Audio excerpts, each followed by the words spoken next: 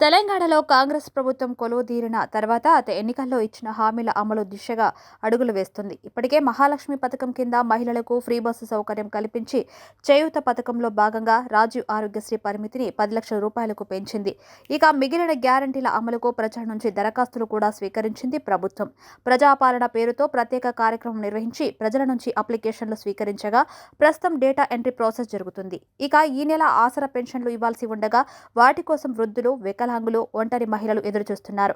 గత ప్రభుత్వం సాధారణ పింఛను 2,000 రూపాయల 16 రూపాయలు ఇవ్వగా దివ్యాంగ పింఛను 3,016 రూపాయలుగా ఇచ్చింది. అయితే కాంగ్రెస్ మాత్రం తాము అధికారంలోకి వస్తే సాధారణ పింఛను 4,000 రూపాయలు, దివ్యాంగ పింఛను 6,000 రూపాయలకు పెంచుతామని కాంగ్రెస్ ప్రభుత్వం ప్రకటించింది. ప్రస్తుతం కాంగ్రెస్ అధికారంలోకి రావడంతో తమకు కొత్త పెన్షన్ వస్తుందని చాలా మంది భావిస్తున్నారు. ఇక ఈ నెల నుంచి ప్రభుత్వం తమకు పెన్షన్ పెంపు ఉంటుందని ఆశాభావం వ్యక్తం చేస్తున్నారు. అయితే రాష్ట్రంలో ప్రస్తుతం 15,98,729 మంది వృద్ధులు ఉండగా 15,60,707 మంది వితంతువులు ఉన్నారు. ఇక దివ్యాంగులు 5 లక్షల మంది, బీడీ కార్మికులు, ఒంటరి మహిళలు, గీతా కార్మికులు, చేనేత కార్మికులు, హెచ్ఐవి బాధితులు ఇలా వివిధ వర్గాల వారు మొత్తం 43,96,667 మంది పెన్షన్లు తీసుకుంటున్నారు. ఇక ఈ పెన్షన్లు అమలు కోసం ప్రతి నెల 1,000 కోట్ల రూపాయలు ఖర్చవుతున్నట్లు సమాచారం. అయితే ఈ నెల మాత్రం పాత పద్ధతిలోనే పెన్షన్లు ఇచ్చే ఛాన్స్ ఉన్నట్లు తెలుస్తుంది. ఇక కాంగ్రెస్ ఇచ్చిన హామీ ఎప్పటి నుంచి నెరవేరుతుందనే విషయంపై ఇంకా స్పష్టత లేనందున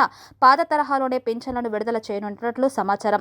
విధి విధానాలను ఖరారు చేయనందున పాత పెన్షన్లే ఇవ్వనున్నట్లు తెలుస్తుంది. అయితే ఆసరా పెన్షన్లను ఈ నెలలో పాత పథంలోనే విడుదల చేసేందుకు పంచాయతీరాజ్, గ్రామీణాభివృద్ధి శాఖ అధికారులు సన్నాహాలు చేస్తున్నట్లు సమాచారం. ఈ నేపథ్యంలోనే 1-2 రోజుల్లో లబ్ధిదారుల ఖాతాల్లో సొమ్ములు జమ చేయనున్నట్లు తెలుస్తుంది. కాగా కొత్త పింఛన్ల కోసం తాజాగా 24.84 లక్షల దరఖాస్తులు వచ్చాయి. ఇప్పటికే 44 లక్షల మంది పింఛనుదారులు ఉండగా కొత్త వాటిని ఆమోదిస్తే ఆ సంఖ్య 69 లక్షలకు చేరే అవకాశం ఉన్నట్లు తెలుస్తుంది.